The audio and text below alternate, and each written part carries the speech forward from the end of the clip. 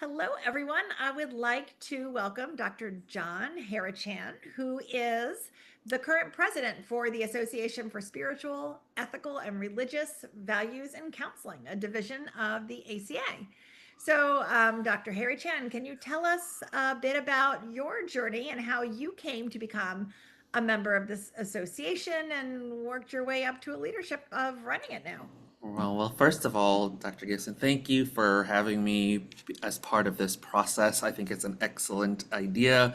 In terms of ASERVIC, we call it ASERVIC for Association for Spiritual, Ethical, and Religious Values and Counseling. I think that I am committed to its mission, which is ensuring ethical integration of spiritual, again, ethical and religious values within the counseling relationships. And I think that that's what ASERVIC seeks to do, to promote for both counseling as well as in the research space and the teaching space, so across the spectrum of what we get to do.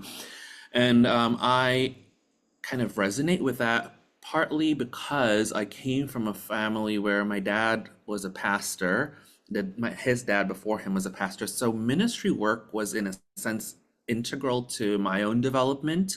And so figuring out how I knew for myself that I was not going to choose the path of a pastor for my career. That was a lot to step into.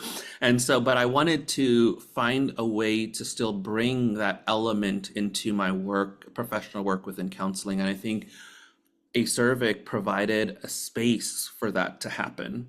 And as a result of that, through my doc program, I became aware of ASERVIC even existing. Prior to that, in my master's program, I completed it in Canada, and this was not on my radar at that point in time. So it wasn't until I got to the US that came to be.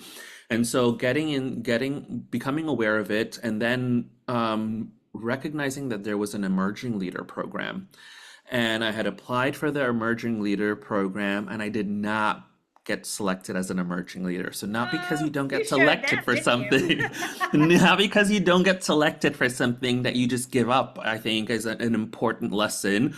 Yeah. And so they told the one of the leaders at that point, Dr. Richard Watts, who became in a sense a mentor to me at some point along the process, was, hey, they reviewed my application, they saw my interest in religion and spirituality and ethics, and there's a committee that focuses on that. Would I still be willing to be part of that? And I was like, absolutely. I want to learn and I want to serve in some capacity.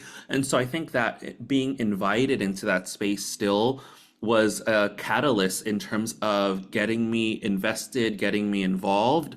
And that was basically the trajectory that kind of like sustained me into this space. So I ended up serving as a member of that committee, served as chair of that committee at some point, and then moved from the chairing to serving on the board for 3 years, and then running for president afterwards. And so this is kind of like that was the trajectory where I got to here today. In terms of graduate students, I think as a division, we're committed to our graduate student community. They are a significant part of our community. And so the Emerging Leader Program is active. We're actually in the process of preparing it for next year. So that will be out, information will be out of that soon. And in that space, we're trying to provide mentorship, provide community for graduate students who also share these values to find space, community together.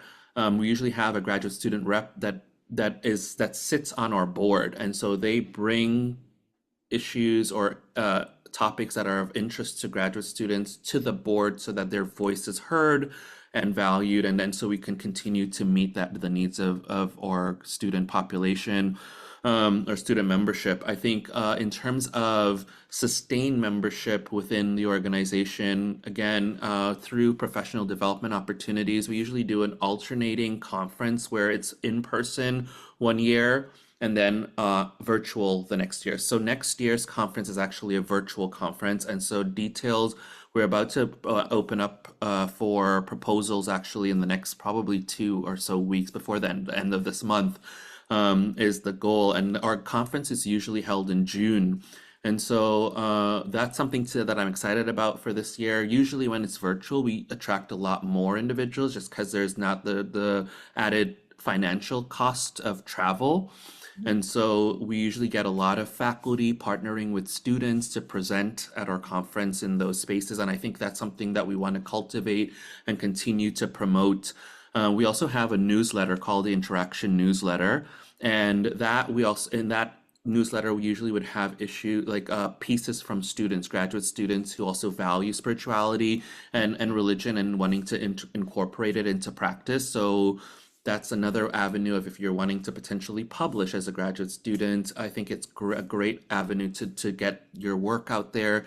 I like when students also partner with faculty in that space, just because I think it provides another layer of mentorship, almost like a double checking of content before it comes through to us, even though we do our own vetting as well.